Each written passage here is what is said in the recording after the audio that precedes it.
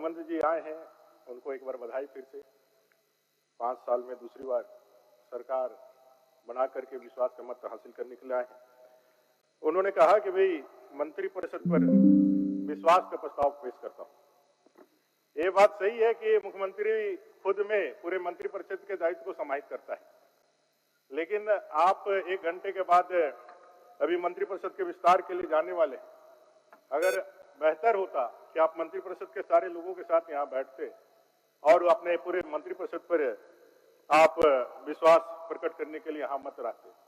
ये आपका विशेषाधिकार था और आपने उसका प्रयोग किया, लेकिन इसका मैसेज यही गया है कि आप अपने विधायकों पर कंट्रोल नहीं रख पा रहे।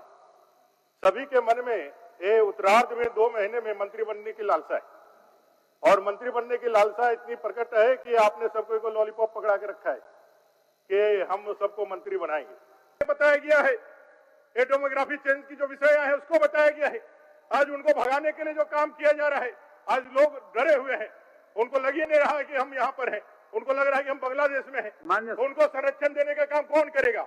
उनको संरक्षण देने का काम कौन करेगा? महोदय, ये मैं सरकार से कहना चाहता हूँ, ना किसी मंत्री का कोई बयान आया, ना मुख्यमंत्री का बयान आया।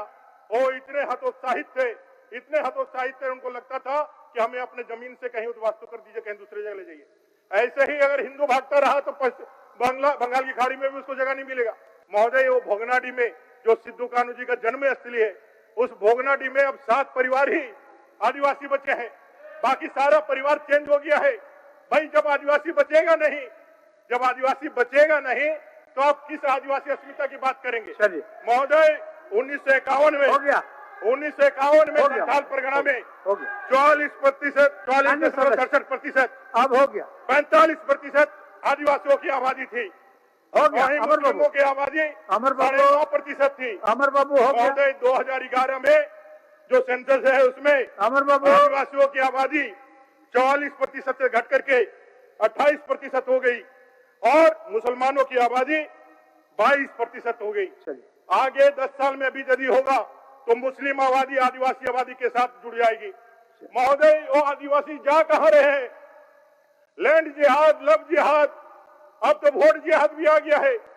अगर आप ये सरकार जो आदिवासी हित की बात करती है, अगर इसका संरक्षण नहीं करती है, अगर उनको बचाने का काम नहीं करती है, माँ बेटी रोटी बचाने का काम नहीं करती है, हकीकत में सिर्फ बोलने से नहीं होगा, कथनी और करनी में अंतर नहीं करना होगा।